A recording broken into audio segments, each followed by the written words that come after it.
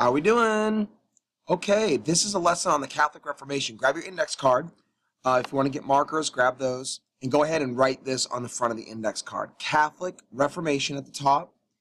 To stop Protestants, I should say, the Pope tries CSI. Go ahead and write that down. Pause the video right now until you're done. And then go ahead and click play. Okay, I'm assuming you've got it written down. Flip to the back side, write CSI down the left-hand side. Skip space after the C, then the S about midway down, and then the I. All right, pretty straightforward here, but the Catholics are losing pretty badly in the 1500s. England has left. Germany, half of Germany has left. And also the French have partially left, including all of Switzerland. So it's not going well for the church. So first off, first thing they do is they hold a big meeting called the Council of Trent. Go ahead and write that down. The Council of Trent is considered one of the key events of the Catholic Reformation, sometimes also known as the Counter-Reformation. To counter something is like react. So they're reacting against the Protestant Reformation. Council of Trent does a couple things. I want you to write these down underneath Council of Trent. First, it reaffirmed church doctrine. It reaffirmed church doctrine. Reaffirm, underline that word. You got means again. Affirm means to say yes. Again, I say, means again. Affirm means to say yes. So really just reaffirm, if you want to write it above it, just means literally to say yes again. So basically the church looked at its doctrine and says, well, why are we losing? And then after looking at it, they said, oh, well, we're good. Our doctrine's great. I mean, who has any problem with indulgences? Tough luck. So they reaffirmed church doctrine. They believe that their beliefs are fine. Second, write this down underneath this, reaffirmed church practices. Oh, practices like, I don't know, Latin church services or Latin Bible. And the church says, yeah, of course we're right. I mean, how could we not be right? I mean, so what if all these people are leaving the Catholic Church and calling us liars? We're correct and they're wrong. Great reflection here on the part of the Catholic Church. And next, last thing I want you to write down is that they answered Protestant dissenters. Basically, at the Council of Trent, they wrote out answers about why the Protestants were wrong. So, review. The Council of Trent is held. It's a big Catholic Church meeting where they talk about church doctrine and they say, yes, we are right. 2, they look at church practices and they say, yes, we are right. And then 3, they answer the Protestant dissenters by telling them they're wrong. And that, my friends, is the Council of Trent. Let's move on. The next thing that the church did, please write what's in red. They set up the Society of Jesus, also known as the Jesuits.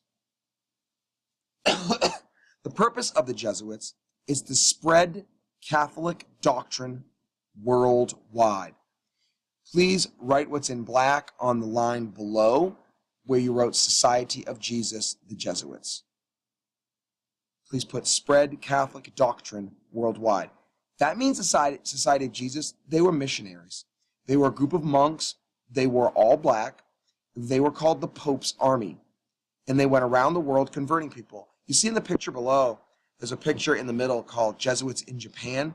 It was the Jesuits who went to Japan and began to convert the Japanese. And the Japanese responded by doing isolationism. If you remember us talking about that.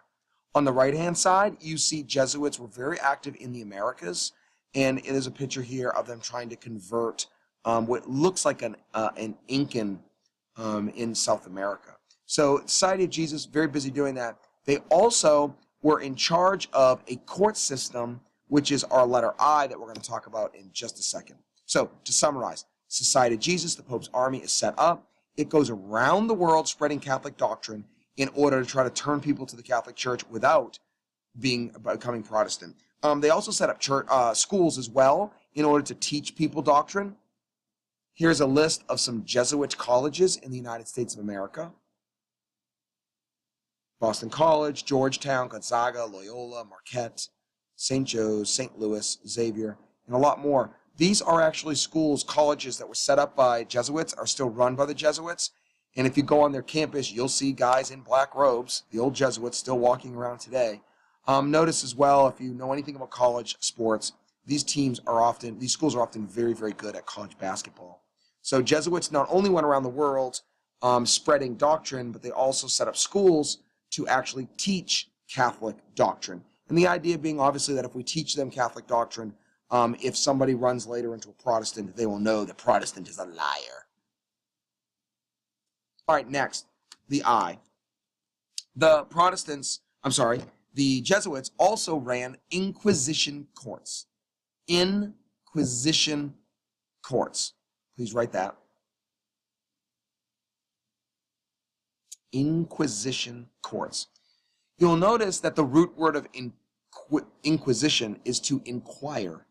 To inquire is to ask a question. The Inquisition Courts were set up to bring Protestants before it and question them about their beliefs and scare the daylights out of Protestants and other people to make them never want to become Protestant. So this reinforced Catholic doctrine by making people scared to become a Protestant, because if you became a Protestant or even flirted with the idea, you might be brought in front of the Inquisition Court. Is a famous photograph of Galileo Galilei, the scientist, being brought before the Inquisition because he questioned church doctrine on the earth.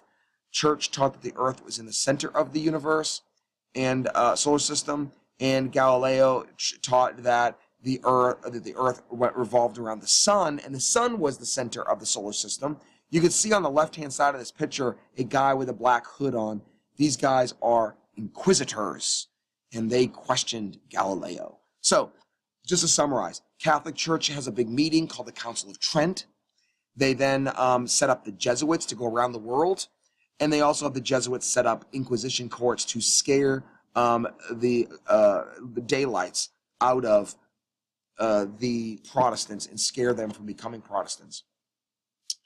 One of the things that the Catholics did at the Inquisition was, if you did not give them the answer they wanted, they would torture you. Oh yes, the Jesuits, followers of Jesus, Society of Jesus, what would Jesus do? Oh, I don't know, maybe torture people. Yeah, this is obviously not in line with what Jesus taught, but at the same time, when was the Catholic Church at this point following what Jesus taught?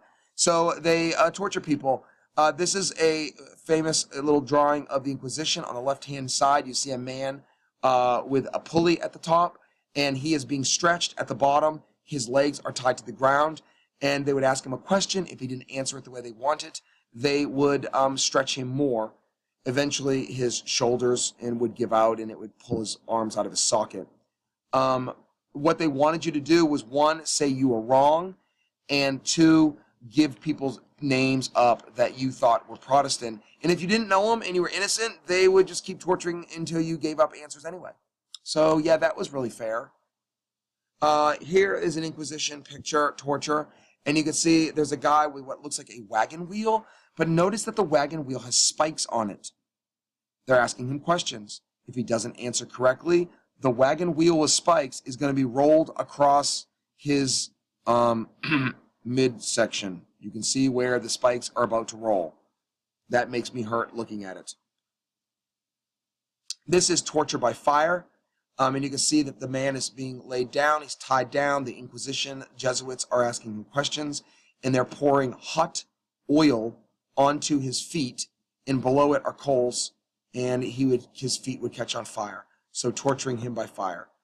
Yes, these people worked for the Pope, and they supposedly worked for the good of Christ. How lovely. This guy is lying upside down, and they just poured hot coals down his shirt. You can see in the background a guy writing his answers down. Yes. Oh, what would Jesus do? I don't know. Take a hot coal and pour it down his shirt. Here is water torture. They would pour water down your mouth using a funnel. Your stomach would eventually distend, getting really big, and then they would slam you with their feet or hand or whatever down on your stomach, and you would throw up all the water. It was incredibly painful, and you would think that you were going to drown to death. Yes, such a lovely thing for the church to do. Here is another person under the water torture. If you wouldn't actually drink the water, they would just pour a funnel partially down your throat and just pour it in. Here's a wheel, and they would drag you around the wheel, and at the bottom was coal, and you would burn up. And they would probably stop at certain places just to, torture you a little extra.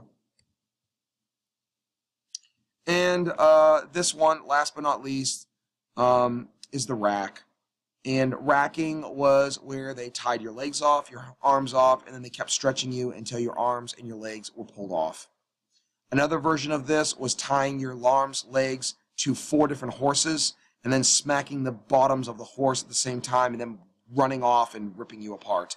So yeah, these are the things they did in order to scare you into becoming Protestant and to try to get names of people that were Protestant so they could still keep torturing more. All right, this concludes the lesson on the Catholic Reformation. You need to go right now, do the practices. When you're done with the practices, take the quizzes. Thank you.